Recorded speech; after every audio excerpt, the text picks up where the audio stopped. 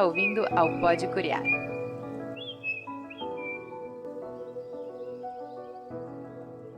Salve, salve, pessoal! Sejam todos muito bem-vindos e bem-vindas ao nosso 8º episódio do Pode Curiar.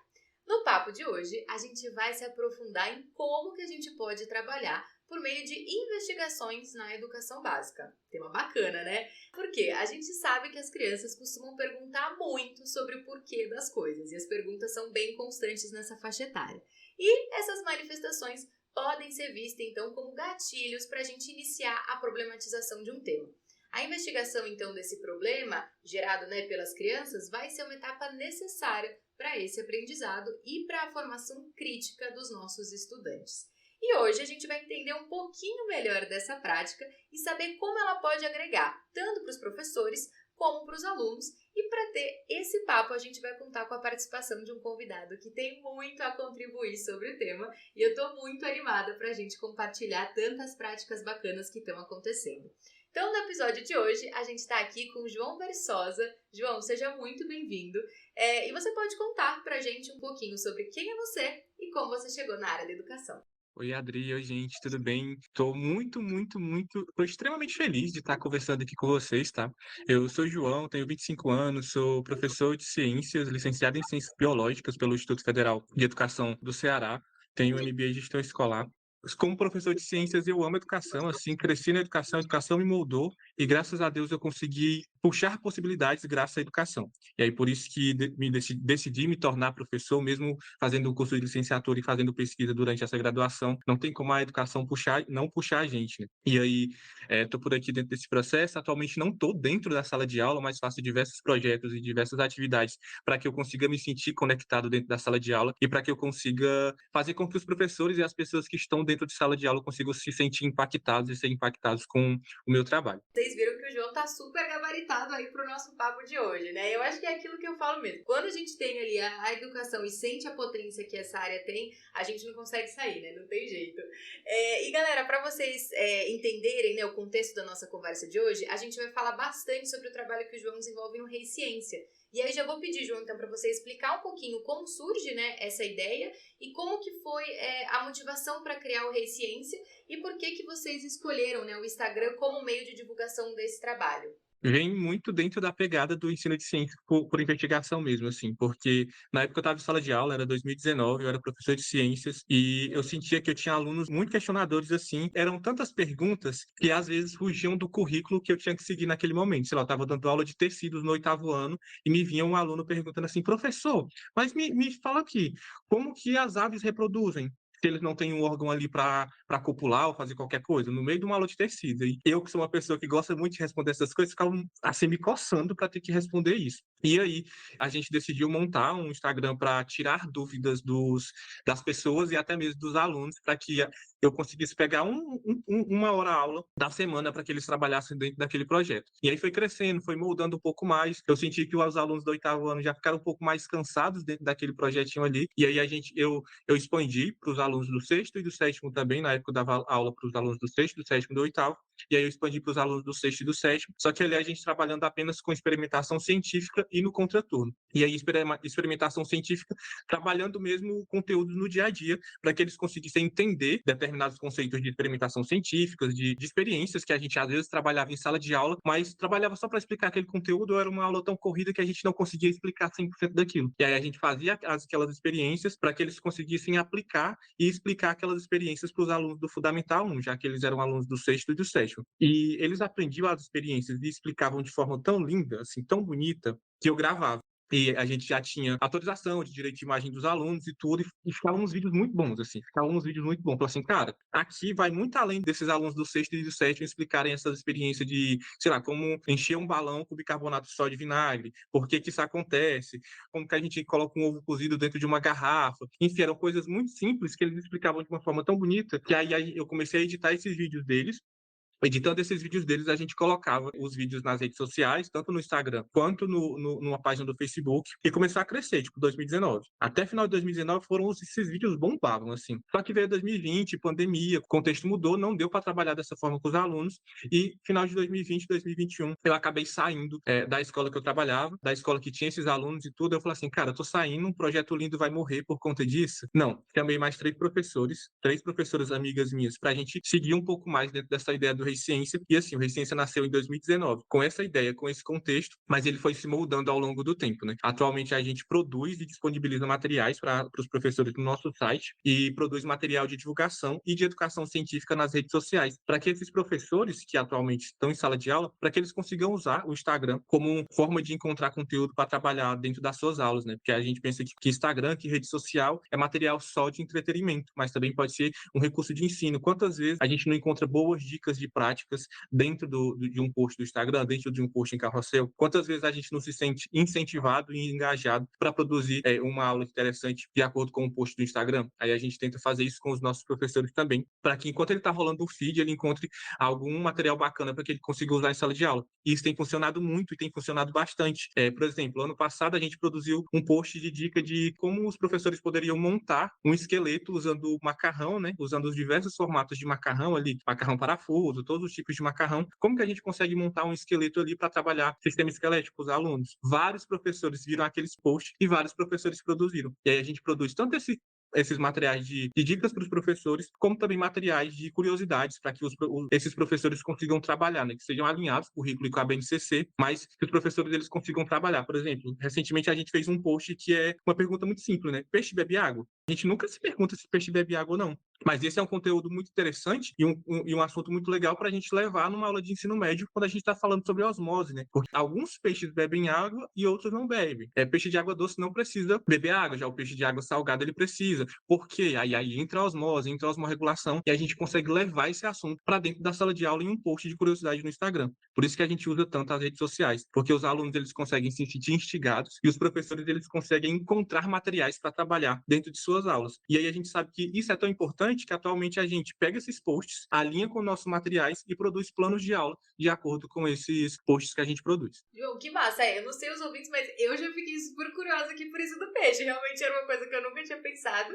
E eu acho que você traz, né, na sua fala, ficou muito nítido aqui pra mim, a questão que, assim, a gente, né, estando em sala de aula e conversando com quem tá em sala de aula, fala que um problema muito grande é essa questão do engajamento dos alunos, né? Então, poxa, meus alunos não estão engajados, meus alunos não estão curiosos.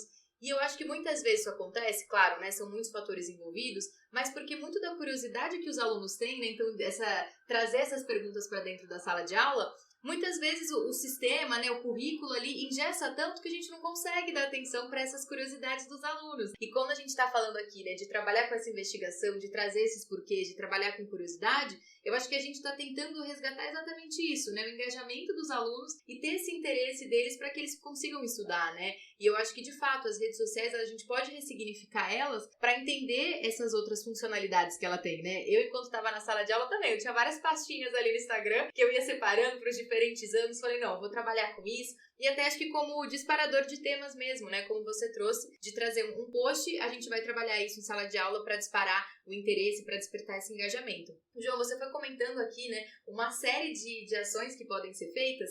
E aí, para quem está ouvindo a gente, né? Quando a gente fala de trabalhar por investigação, de trazer essa curiosidade, como que vocês, né, do Reiciência, vocês entendem essa sequência de ensino por investigação? Como que vocês abordam essa metodologia e colocam à disposição dos professores para livre acesso? Boa, legal, ótima pergunta. A gente tenta fazer com que os nossos materiais que a gente disponibiliza não sejam só aqueles materiais que está totalmente pronto, que o professor vai pegar aquele negócio ali e vai só jogar para cima do aluno. Não, o professor ele tem que pegar aquele material, entender um pouco do que significa, do que é e como que ele consegue adaptar para dentro do contexto dele. A gente atualmente disponibiliza, né, para os alunos, para os professores, plano de aula, atividade de fixação e vídeos curtos de pílulas do conhecimento. A gente fica se perguntando como que esse material ele consegue ajudar o professor no seu planejamento, mas que não seja algo que o professor só pegue e aplica ali sem pensar no contexto que ele está trabalhando. Quando a gente produz uma atividade, a gente coloca sempre um texto base que tenha figuras, que coloca assim, que tenha algumas coisas, tipo assim, que aquela imagem desperte a curiosidade do aluno. Fala assim, por que essa imagem está aqui? Vou ter que ler esse texto aqui para entender o porquê que essa imagem está aqui, o que é que ela está querendo dizer. quando tem uma atividade. A gente sabe que ter questões, ter exercícios é algo essencial. Infelizmente ou felizmente não pode sair da sala de aula, sabe? Tipo, a gente pensa assim, a gente tem que fazer aula diferente. Não tem como fazer aula diferente o tempo todo. Como a gente consegue montar uma atividade para fazer aquele aluno ali, ele pensar no problema, ele sistematizar aquele problema que ele está fazendo, fazer com que ele consiga contextualizar assuntos. Por exemplo, a gente tem atividades sobre transformações químicas, né? Como que a gente consegue, e separação de misturas, como que a gente consegue montar uma atividade que faça aquele aluno pensar e se questionar? Você está aqui, você vai fazer determinado suco, você vai preparar tal refeição, você está vendo sua mãe preparando tal refeição, mas você vê que ela precisa usar tais ingredientes. Se ela usar tais ingredientes aqui, ela vai estar montando uma mistura homogênea, uma mistura heterogênea. Se você tivesse que explicar esse conteúdo para ela, como que você explicaria? Aí a gente tenta montar essas atividades que façam o aluno literalmente tentar pensar em como que ele consegue escrever dentro daquele formato. No Instagram, da mesma forma, né? Como que a gente consegue trabalhar esses materiais para despertar a curiosidade do aluno aqui e a partir de despertar a curiosidade do aluno, a gente consegue transcender um pouco mais. Como que a gente consegue pegar conteúdos que atualmente são extremamente importantes, mas que talvez o aluno ele consiga achar chato e trabalhar dentro daquele conceito. A gente está trabalhando saneamento básico. Nossa, quando eu era aluno, eu estudava saneamento básico, eu achava chatíssimo, assim. Eu não gostava de estudar saneamento básico. E aí, ao longo que a gente vai crescendo e entender da importância de estudar esse tema, a gente consegue levar problemáticas, né? Eu tô aqui sendo professor dando aula numa escola de periferia. Será que a gente consegue problematizar um pouco? E aqui, gente, como que está o bairro? Como que está o nosso bairro? O nosso bairro ele tem saneamento básico adequado? E os bairros de classe alta aqui da cidade? Será que eles têm ou não têm? Por que tem essa diferença? Por que aqui, para a gente conseguir ter direitos básicos dentro do bairro que a gente mora, que a gente trabalha, que a gente vive todo dia, é tão diferente de outros bairros, de outras localidades, de outras cidades? Será que a gente consegue levar essa problemática para os nossos alunos? E aí a gente vai tentando trabalhar essas atividades, tentando montar essas reflexões, até mesmo para os nossos professores, porque a gente está tão corrido, às vezes, a rotina é tão corrida, a gente trabalha em tantas escolas, a gente tem tão pouca carga horária para planejar nossas aulas, que a gente esquece um pouco de pensar e fazer os nossos alunos refletirem dentro desse processo. A gente fala tanto sobre trabalhar o ensino de ciência de forma investigativa, mas às vezes a gente não tem o tempo de estar trabalhando dessa forma. A nossa ideia é tentar dar esse suporte para os nossos professores também, sabe? Tipo assim, a gente sabe que às vezes para montar uma aula engajante demora umas 4, 5, 6 horas, um dia todo, um final de semana todo. Como que a gente consegue diminuir esse tempo? Como que a gente consegue fazer o nosso professor refletir sobre a necessidade de trabalhar isso, mas também saber que é importante trabalhar isso e talvez ele vai ter um suporte adequado para conseguir trabalhar dessa forma, sabe? Por exemplo, a gente tem uma comunidade com 800 professores de ciências e são 800 professores de ciências discutindo e debatendo assim, eu estou precisando de uma atividade de tal ponto, trazendo aqui um pouco de saneamento básico. Tinha um professor que estava muito na dúvida de não sabia como trabalhar saneamento básico e de como levar isso de forma crítica com os alunos. A gente foi discutindo um pouco, trazendo aqui a partir dessas mensagens, para assim, e se a gente abordar saneamento básico, trazer essas reflexões, né, questionarem um pouco para eles olharem dentro do contexto que eles estão ali, de como que é o saneamento básico do bairro deles, e se eles escrevessem uma carta para o prefeito da cidade, contando um pouco de como que está o saneamento básico ali, qual a importância de se ter um saneamento básico adequado, levando em consideração prevenção de doenças e tudo mais, falando um pouco disso para o prefeito da cidade e cobrando alguns critérios dessa carta. A carta ela tem que ser respeitosa, porque a gente sabe que tem aluno que se deixar, eles exageram um pouco. Eles colocam do jeito que eles querem. E aí, se a gente colocar alguns critérios para essa carta, e os professores adoraram. E aí, foi uma dica que surgiu no meio de uma discussão com professores, e que tem professores já aplicando essa atividade. E eu aposto que vão sair cartas lindas, assim, sabe? Que os alunos vão refletir um monte. Porque às vezes a gente também pensa, pô, não vou trabalhar dessa forma porque o meu aluno ele não consegue. Aí a gente já corta aqui que o meu aluno ele não consegue, não vou fazer, então eu não consigo, meu aluno não consegue e ninguém faz. E se a gente tentar? Quando a gente tenta, a gente vê que, claro, que a gente vai ver que tem alunos que precisam de um pouco mais, trabalhar um pouco, até mesmo questões de recomposição de aprendizagem, mas vão sair coisas assim incríveis. Por isso que a gente tenta essa tentativa de ajudar os alunos a terem aulas engajantes, mas principalmente dar suporte aos professores, para que a gente consiga fazer com que eles tenham esse suporte, para diminuir um pouco do tempo de planejamento deles, mas diminuindo esse tempo de planejamento, não diminua a qualidade do planejamento deles, sabe? Total, João, você foi falando tantas coisas massa que eu já fiquei pensando em mil coisas aqui, né? Eu acho que você traz isso que, assim, às vezes muitos professores até querem inovar, mas por conta da rotina, né, ficam ali soterrados e não conseguem fazer um planejamento. E até no nosso episódio anterior, que a gente falou sobre formação de professores, um dos pontos que a gente abordou foi esse, assim, às vezes os professores querem inovar, mas eles não têm a confiança necessária para fazer uma atividade diferente. E aí você colocando, né, essa troca que existe na comunidade, dos professores falarem, olha, eu fiz assim, essa atividade funcionou, eu acho que isso ajuda também a trabalhar a confiança do professor para trazer uma metodologia diferente, né? Então eu queria que você contasse um pouquinho pra gente de onde veio a ideia de criar essa comunidade? Qual que é a ideia? Tem professor do Brasil inteiro, você comentou aí, né? 800 professores, é muita gente querendo fazer a diferença, né? Então conta um pouquinho pra gente como que funciona e quem tá ouvindo se pode entrar no grupo, como é que é isso? Boa. São 800 professores, mais de 800, na verdade, atualmente, e a ideia surgiu da necessidade, sabe? De eu, enquanto professor de ciências, eu me sentia um pouco sozinho, de os grupos que eu participava, às vezes, no WhatsApp, Facebook, ou comunidades em geral. Tipo assim, comunidade em geral, às vezes, para a gente conseguir acessar essa comunidade, é uma plataforma aqui que demora muito para chegar. A gente entende que o que funcionava mais vezes era o próprio WhatsApp. A gente chegava aqui e pedia uma questão. Só que os grupos que eu participava no WhatsApp eram grupos os grupos de formação da secretaria que eu trabalhava, que às vezes tinha mais briga, tipo assim, meu salário atrasou, não sei o que, era uma confusão, sabe? Era só reclamação que tinha, e às vezes eu fazia um negócio legal, só que eu tinha vergonha de compartilhar lá, porque falou assim, olha, se amostrando, né? Querendo se amostrar. E eu também tinha vergonha de pedir ajuda, porque era tanta lamentação que eu não me sentia confortável de mandar aquela mensagem ali. E aí, isso, 2019, 2020. A gente criou um grupo no WhatsApp em 2021. A gente criou esse grupo e foi crescendo. Primeiramente, o grupo lotou. No WhatsApp, em 2021, só cabia, 250 professores. Aí lá vai a gente criar mais um grupo, criar outro. Enfim, a logística estava um pouco estranha. A gente estava pensando em migrar para criar uma plataforma mesmo, criar uma comunidade. Só que a gente sabe que o engajamento poderia cair um pouco e tá tranquilo, assim. Já era uma decisão nossa. E aí, o WhatsApp, ele aumentou para mais de 1.000 participantes. A gente continuou. Atualmente, tem 800 professores. E é muito bacana, assim, sabe? É muito bacana porque a gente vê que acontece de maneira muito, muito normal, acontece de maneira muito tranquila. A gente não precisa estar cutucando nenhum professor para estar pedindo material lá, e a gente não precisa estar cutucando nenhum professor para estar dando ajuda, se disponibilizando para ajudar. São muitas atividades legais que aparecem, é muito compartilhamento de material que tem, são muitas trocas, são professores do Brasil inteiro, tipo assim, de toda a região do Brasil, acho que de todo o estado do Brasil, tem professores lá discutindo, e tem professores deixando depoimentos assim incríveis. Olha, eu usei esse material de ciência, eu usei essa prática que vocês trouxeram. O que é muito legal que a gente vê que o material que a gente está produzindo no site, ele é usado por diversos professores. A gente vê que tem professores que não usam os nossos materiais, mas que usam dicas e compartilhamentos de professores que colocaram lá na comunidade, sabe? É algo muito mais legal ainda. A gente está fazendo a ponte de professores, sei lá, um professor do interior do Ceará colocou uma dica que ele fez e um professor ali de Poá, no Rio Grande do Sul, pegou aquela dica, adaptou para a realidade dele e trouxe. E é muito legal, porque tem compartilhamento, tem depoimento assim de diversas formas. Semana passada teve o depoimento de um professor do Espírito Santo, inclusive, que me marcou muito, porque ele se sentiu tão à vontade que ele chegou lá e conversou com ele sobre uma prática que não deu certo. Ele tinha pensado numa prática, colocou lá, mas não deu nada certo, assim, sabe? Não deu muito certo. Só que aí ele percebeu que ele conseguiu depois replanejar aquela prática e em outra turma a prática deu super certo. E aí ele trouxe esse depoimento lá, tipo assim. E aí tem as reações nas mensagens do WhatsApp, é muito legal que a gente vai vendo as reações de apoio dos outros professores em relação àquela mensagem.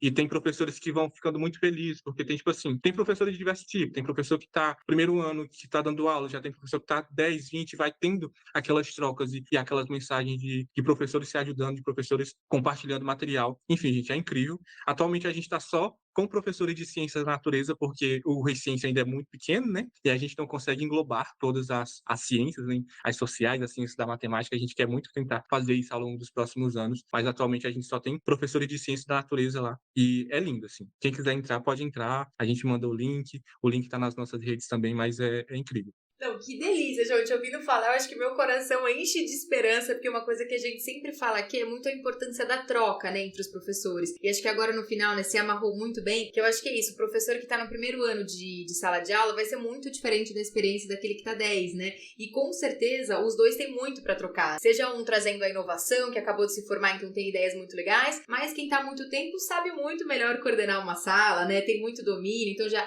testou algumas coisas, sabe o que funciona ou não. Então, poxa, eu acho que a troca, acredito muito nisso, né? Na potência da troca para o trabalho do professor ser ainda mais potencializado, né? E, João, recuperando uma fala anterior que você traz também, que achei que foi muito potente, acho que vale a gente destacar, que é o seguinte, né? A gente não precisa fazer toda a aula diferente. Então, a gente não vai precisar reinventar a roda toda vez que eu for dar uma aula. Mas a gente precisa desse repertório. E acho que é até legal recuperar também uma fala que a Kátia trouxe pra gente no episódio 4 de Neurociência, falando isso, é importante a gente ter uma caixinha de ferramentas com várias práticas diferentes. E eu acho que esse compartilhamento, né, é super bacana nesse sentido. Porque é isso, nem toda aula vai ser uma aula diferente, mirabolante, com 1001 ferramentas, mas a gente sabe que fazer só uma aula expositiva não funciona, fazer uma aula só com exercício não funciona, então a gente precisa usar diferentes estratégias, né? E eu acho que vocês estão fazendo isso muito bem. Depois a gente vai deixar o link aqui do grupo também, das redes sociais de vocês, para que mais professores entrem e que já fique o convite também, né? Para que iniciativas surjam aí para as áreas das humanidades, né? Das exatas,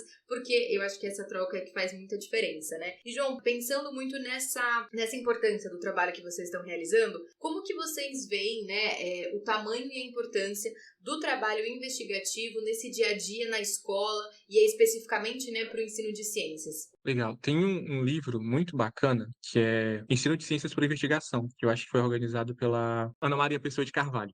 Gente, é incrível. Tipo, é um livro muito bom, de verdade, e que a gente consegue ir pensando muito dentro dessa questão do ensino por investigação. Porque às vezes, quando a gente vê um termo que às vezes parece, entre aspas, novo, né? A gente tem muito medo, tipo assim, o que que é isso? Mas é tentar fazer com que a gente consiga trabalhar dentro de uma situação problema. Dentro dessa situação problema, a gente contextualiza um pouco mais. Pensando nessa questão do saneamento básico, né? Será que a gente vai trabalhar, falar sobre saneamento básico para os nossos alunos? Tá ali na habilidade da BNCC. Só chegar e dando uma aula expositiva?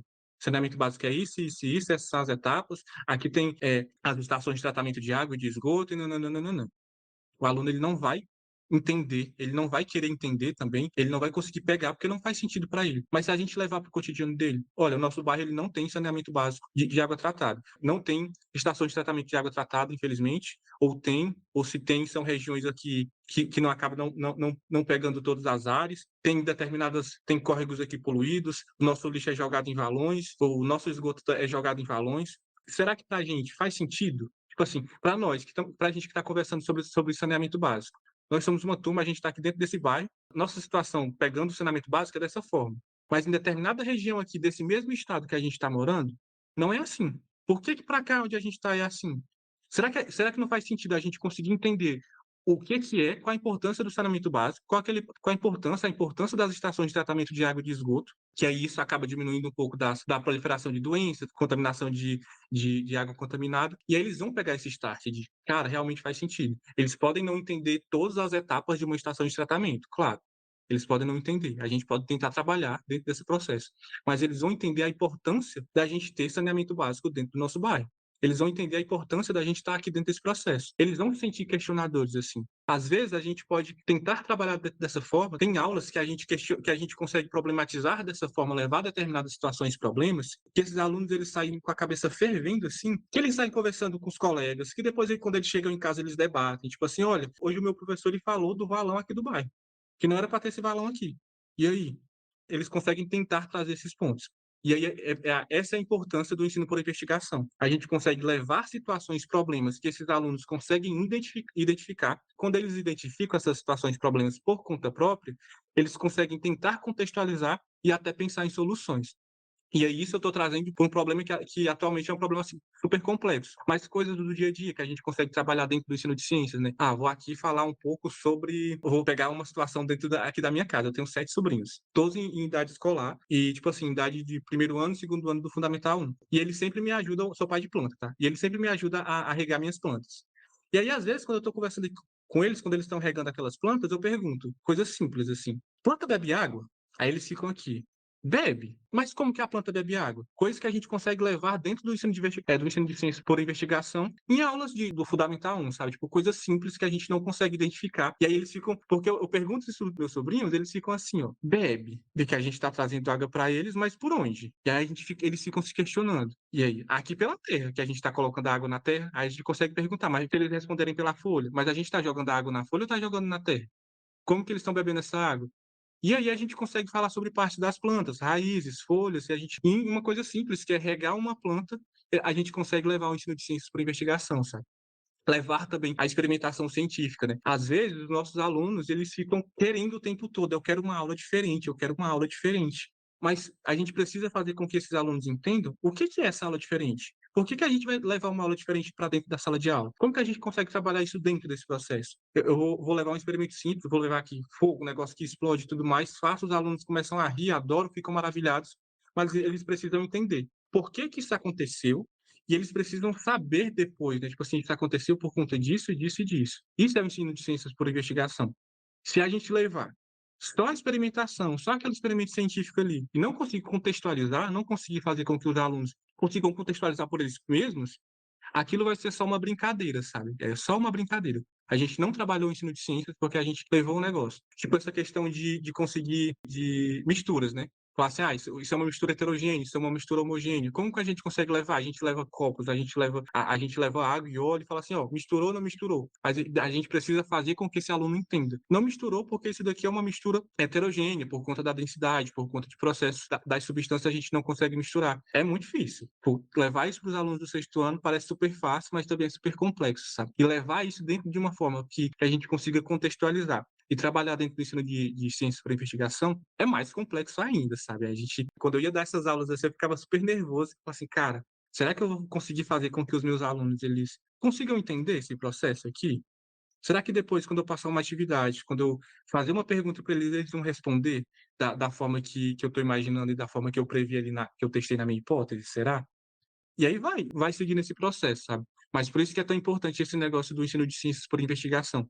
Porque quando a gente tenta trabalhar essa abordagem, montando estratégias, pensando dentro dessa abordagem, a gente já está pensando aqui que a gente está fazendo com que os nossos alunos depois eles vão pensar criticamente acerca daqueles assuntos, né? Não só planejei para levar o conteúdo, mas eu planejei para aquela informação ficar presa na cabeça do aluno e ele ficar se perguntando, ficar se questionando. É muito interessante e não é só trazer dúvidas também, né? Meus alunos que tinham muitas dúvidas de, professor, como que a baleia mama? Professor, como que o filhote da baleia ela mama dentro d'água? Eu poderia muito bem parar o conteúdo que eu estava trabalhando ali e explicar. Mas eu tentava fazer com que eles entendessem. Então, eu falava assim, eu vou fazer o seguinte, esse conteúdo, infelizmente, na BNCC, o conteúdo de trabalhar a zoologia, assim, ela não é mais obrigatória. Eu fico bem triste com isso, porque eu gosto muito de falar sobre curiosidade de animais, mas eu falo assim, cara, isso daqui dá para falar lá para os meus alunos do sexto ano, porque fala um pouco sobre nossa, que palavra difícil, sobre identidade e coisas e substâncias que não se misturam. Consigo explicar isso para os meus alunos do sexto ano, consigo levar isso para os alunos do sexto ano, sei lá, eles podem montar um texto, eles podem montar um fanzinho, um panfletinho, deixar ali na escola, e depois os alunos do oitavo ano pegam aquilo dali. Se eles estavam com essa curiosidade, talvez eles não sabiam. É um conteúdo que a gente consegue ir trabalhando dentro desse processo, sabe? Também é interessante porque quando a gente pega isso, quando a gente pega essas informações e não trabalha dentro do ensino de ciências por investigação, os alunos acham ciência muito legal, trabalhar ciências, falar sobre ciência é muito legal, mas assistir às aulas de ciências é muito chato. Quantas vezes a gente não, eu enquanto professor de ciências, não ouvia dos alunos, isso daqui eu vi no Você Sabia, isso daqui eu vi no Manual do Mundo, isso daqui eu vi em determinado local. O Biomesquita, ele falou isso. Eu falava, cara, eu sou professor, mas vamos aprender aqui comigo. E aí eu me sentia instigado a falar assim, cara, eles falaram isso, mas eles não falaram dentro, talvez, do contexto que a gente está trabalhando aqui. Que a gente trazer esse assunto e trazer aqui para eles da forma científica. E aí, hoje em dia, eu tenho alunos que nem se perguntam mais de Você Sabia de Biomesquita, sabe? Eles já ficam por ciência. O meu professor ele falou isso. Eles se interessam pela fala do professor, sabe? É muito legal isso também. João, que incrível, assim, né? Eu acho que ciências, acho que tem essa possibilidade, né, de trabalhar, os outros campos de saber também, mas eu acho que isso é muito presente, né, na ciência. E eu achei muito legal o ponto que você trouxe da questão da intencionalidade, né? Ou seja, não é fazer um experimento para fazer um experimento e fazer uma coisa brilhar e as crianças mas nada ficar daquilo. Então eu acho que é super importante resgatar essa intencionalidade em todo o processo. Eu acho que até para facilitar com que os alunos entendam e percorram esse processo, esse método científico, né, que é tão importante até para pensamento crítico também, né? E eu acho que você traz muito essa questão das perguntas, né, e tanto valorizar as perguntas dos alunos, mas também eu acho que a gente, professor, fazer mais perguntas para eles, né? Porque eu acho que é muito fácil a gente dar uma aula expositiva e esperar que eles tenham um senso crítico ali. Mas, poxa, se eu não tô dando nenhuma possibilidade dele pensar, dele se questionar, que aluno crítico eu tô construindo aqui, né? Então, acho que quando a gente consegue trabalhar com essas perguntas também, a gente ajuda o próprio aluno a trazer o pensamento dele ali, né, que tá ali invisível, pro visível, né? E eu acho que a gente, enquanto professor, pode usar esse conhecimento prévio, né, que o estudante traz quando a gente faz as perguntas para trabalhar em sala de aula, né, um aprendizado mais significativo, mais contextualizado. E são coisas pequenas que a gente faz. Então, por exemplo, é isso. Questionar mais o aluno durante a aula, trazer mais perguntas, não é uma mudança gigante que eu vou fazer na minha aula. Mas vai ser a longo prazo, poxa, um hábito que eu tô criando com os meus alunos aqui de trazer esse pensamento crítico, né? Acho que é muito nessa linha, né, do que você trouxe. Vou dentro desse, seguir essa ideia mesmo, sabe? Tipo assim, vamos se sentir à vontade para perguntar. Quando a gente se sente à vontade para perguntar, e, tipo, não impor uma pergunta, claro, mas tentar montar aquele clima tranquilo dentro da sala de aula que a gente consiga fazer perguntas para os alunos e que os alunos eles se sintam à vontade para fazer perguntas para a gente. E aí vai virando aquela conversa, vai virando tipo um monte de pergunta que às vezes pode não ter resposta, pode não ter resposta, a gente pode não saber a resposta, claro que pode não saber, mas esse é que é o legal. O meu professor ele não sabe isso daqui, e aí eu vou trazer essa resposta para o meu professor. O aluno ele vai se sentir tão importante, sabe? Tipo assim, cara, eu tô respondendo um negócio aqui que eu perguntei para o professor, mas estou trazendo já aqui a resposta e a gente consegue ir dentro desse processo. Faz muito sentido, sim. Principalmente quando a gente traz perguntas que a gente faz o aluno refletir, sabe? Em todas as ciências a gente consegue trazer essas perguntas, sabe? Quando a gente faz questionamentos sobre a realidade do local que os alunos estão vivendo, comparações, quando a gente faz essas relações, os alunos eles conseguem refletir um pouco isso faz sentido. Se isso faz sentido, eu preciso entender a resposta do porquê que isso faz sentido, sabe? O porquê que isso que está acontecendo. A gente consegue introduzir temas novos, a gente consegue introduzir temas que atualmente é preciso incluir, mas a gente não sabe como educação climática, educação antirracista, a gente às vezes tem receio de trabalhar isso, não sabe como, e com perguntas simples a gente consegue instigar os nossos alunos a serem cidadãos que buscam respostas, né? Perfeito. E eu acho que é isso. Quando a gente identifica, né, que os alunos têm essa pulsão, poxa, fica muito mais fácil pra gente trabalhar, né? Porque eu acho que quando o aluno se sente engajado, né, se sente curioso pelo assunto, eu acho que isso é fenomenal, né? Você trouxe essa questão do saneamento básico. E, poxa, na escola que eu dava aula, a gente tinha uma feira, né, que era bem em frente à escola ali. E no meio da feira, assim, escorria esgoto a céu aberto, sabe? Então, poxa, imagina se tivesse feito um trabalho, né, um projeto aí de incentivar os alunos, né, a pensar sobre isso, que espaço é esse que a gente tá habitando, né? Qual é o poder do poder público aí, né? E aí acho que até pensar também em envolver outras matérias, né? Outras disciplinas.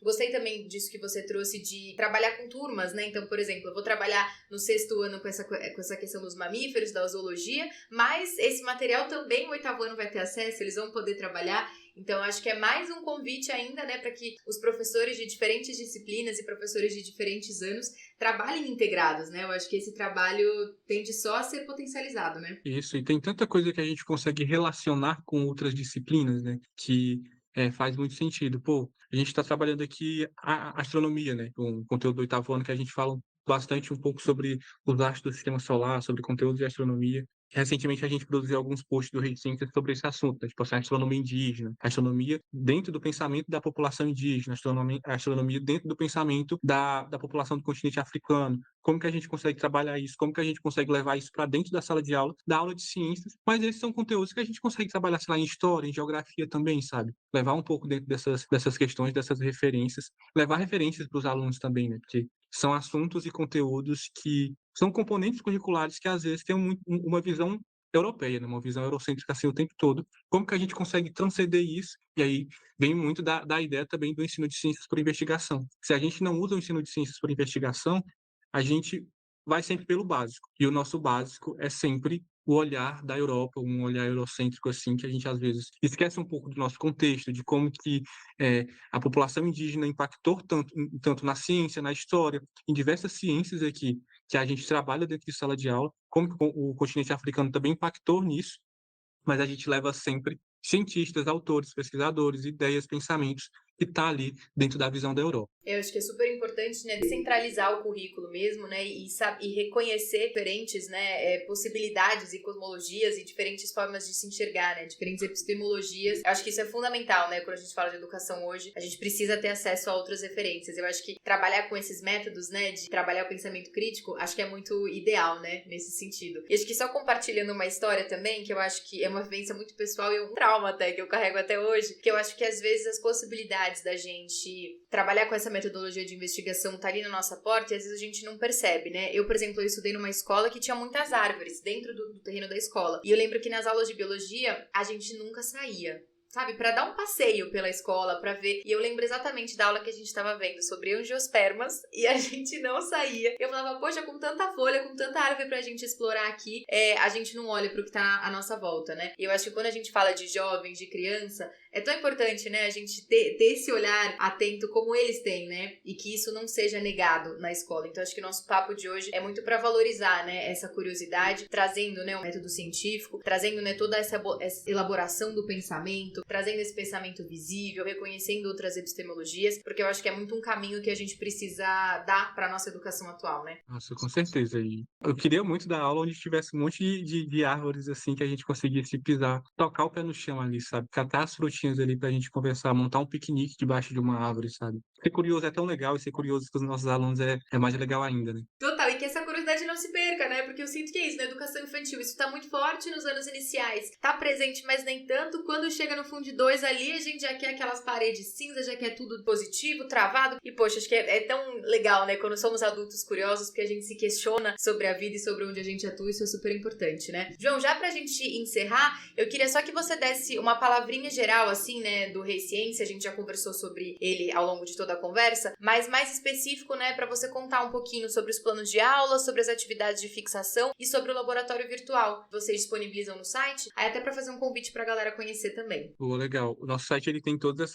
esses materiais, né? Tipo assim, são materiais alinhados um com o outro. Por exemplo, se a gente pensou conteúdo, que a habilidade fala sobre fósseis, né? Aí, se a habilidade ela fala sobre fósseis, o objetivo daquela aula é sobre fósseis, a gente tem um plano de aula que o professor ele pode trabalhar e adaptar de acordo com aquele material, focado naquele objetivo.